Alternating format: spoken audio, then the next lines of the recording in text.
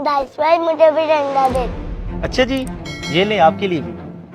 Inspector साहब यही है वो बंदा जिसने पूरे मोहल्ले की नाक में दम करके रखा हुआ है, हमें तंग करके रखा हुआ है इसने। डैडी ये कौन है लोग? कुछ नहीं, आप अंदर जाओ। हाँ भाई, क्या मसला है तुम्हारा? क्यों तंग किया मैं इन लोगों को? इंस्पेक्टर साहब ये तो आप इनसे ही पूछें कि मैंने इनको क्या तंग किया हुआ है। हाँ जी बताइए, मैंने आपको क्या कहा है भाई? बताता हूँ मैं तुम्हें। इंस्पेक्टर साहब, एक तो ये पूरे मोहल्ले में बिद्दत फैला रही है, देखिए लाइटें लगाई हैं, झंडियाँ लगाई हुई हैं, और दूसरा ये हमारे खिलाफ शेर पड़ता है, इसको जरा पूछें। ये लाइटें और झंडियां तो ठीक है, अब मौलवी कौन सा शेर पढ़ते हैं उनके खिलाफ? तुम क्या इंतशार फैलाया हुआ तुमने?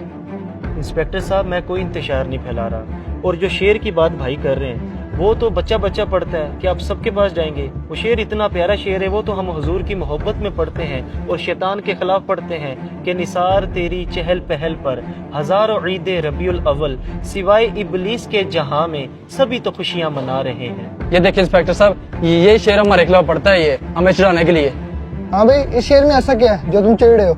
इंस्पेक्टर साहब आपने नहीं देखा, ये हमें इब्लीस कहने की कोशिश कर रहा है। अयन मैं आपको इबलीस किधर कह रहा हूँ, मैं तो ये शैतान के खिलाफ शेर पढ़ता हूँ। आप अपने ऊपर ये क्यों ले रहे हैं? क्या आपको हुजूर की आमद की खुशी नहीं है? और बस करो, आमद की खुशी नहीं है।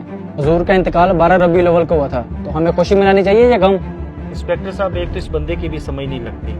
हमारे खानदान में जब कोई फौत हो जाता है, हम 10वां करवाएं या 40वां करवाएं, ये तब भी हमें तंग करता है कि इस्लाम में तो सोग 3 दिन का होता है, आप लोग ये 10वां 40वां क्यों करवा रहे हो? हालांकि हम ये 10वां 40वां सोग के लिए नहीं करते, हम तो मैयत के साले स्वाब के लिए करते हैं, लेकिन बकौल इन जनाब के कि आप लोग गम मना रहे हैं। अब इसी में अब सवाल करता हूँ कि जब हुजूर की बारी आई है तब इसे गम क्यों याद आ गया? हुजूर को तो दुनिया से पर्दा किए सदियां गुजर गई है, अब कौन सा गम मना रहे हो? अब तुम्हारा वो फतवा किधर गया? अच्छा तो ये बताओ, ये जो झंडियाँ लगाई हुई हैं, लाइटें लगाई हुई हैं, ये इतना पैसा इस पे जाया किया, किसी गरीब की मदद नहीं कर सकते थे? अच्छा तो इससे भी मसला है आपको? ये बताएं आपके पास मोबाइल कौन सा है? मेरे पास iPhone 14 है। क्यों? देखिए इंस्पेक्टर साहब, 3.5 लाख वाला मोबाइल है इनके पास, 50,000 वाला भी तो आप मोबाइल ले सकते थे, बाकी पैसे किसी गरीब को दे देते, तब गरीब नहीं याद आया आपको? और दूसरा इंस्पेक्टर साहब, इसने अपने बेटे की शादी की है, 50 लाख रुपए इसने खर्चा किया है, कम पैसों में भी तो ये शादी कर सकता था, तब गरीब नहीं याद आई इसे?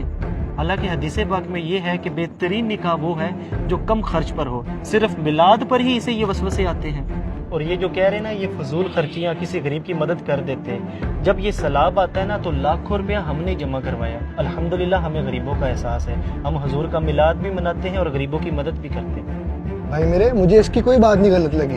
तुम लोग मोहल्लेदार हो, मिलजुल के रहा करो सारे। मेरे भाई ये नफरतें ख़त्म करो, आए मिलके गरीबों की भी मदद करते हैं और सरकार का मिलाद भी मनाते हैं। भाईजान, आपकी बातें मेरे दिल पे असर कर गई हैं, हमें बिल्कुल हुजूर की आमद की खुशी मनानी चाहिए, आए मिल के मनाते हैं। ये हुई ना बात, आए मिलके मिलाद मनाते हैं।